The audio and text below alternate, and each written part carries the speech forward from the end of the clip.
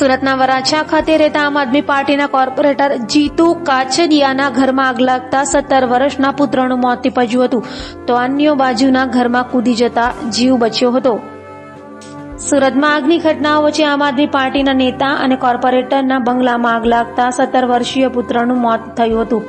વાત એમ છે કે મોટા વરાછા વિસ્તારમાં આવેલા બંગલામાં આગ લાગતા આમ આદમી પાર્ટીના કોર્પોરેટર જીતુ કાછડિયાના પુત્ર પ્રિન્સનું મોત નીપજ્યું છે. ઘરમાં આગ લાગવાના કારણે પરિવારના 6 સભ્યો બાજુના ઘરમાં કૂદી પોતાનો જીવ બચાવી લીધો હતો. જો કે 17 વર્ષીય પુત્ર ફસાઈ જતા તેનું મોત થયું છે. બનાવને લઈ ફાયર સાથે પોલીસ કાફલો પણ સ્થળે દોડી ગયો હતો. હાલ તો પોલીસે વધુ તપાસ હાથ ધરી છે. વિપુલ સોહાગિયા, કોર્પોરેટર, સુરત મહાનગરપાલિકા. આજે રાત્રે ખૂબ જ દુઃખદ ઘટના બની ગઈ. વોર્ડ નંબર 16ના કોર્પોરેટર જીતેન્દ્રભાઈ કાછડિયાના ઘરે રાત્રે કોઈ શોર્ટ સર્કિટથી લગભગ 2 વાગ્યાના સમયે પહેલા માળે આગ લાગી હતી. બધા બીજા માળે સૂતા હતા.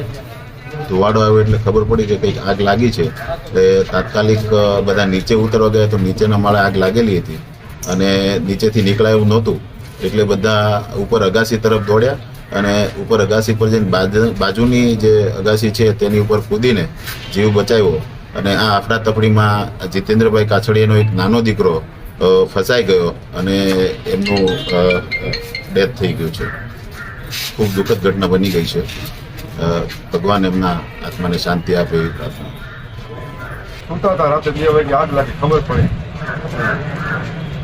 અમરાતરીમાં ભાગમાં એક છોકરો રહી ગયો અને બાકી બધા ઉપર ચડી ગયા. એક છોકરો નીચે નીકળી ગયો નીચેથી, અને બાકી અમે બધા ઉપર થઈને બાજુના ધાબા પર કૂદકા મારી નીકળી ગયા.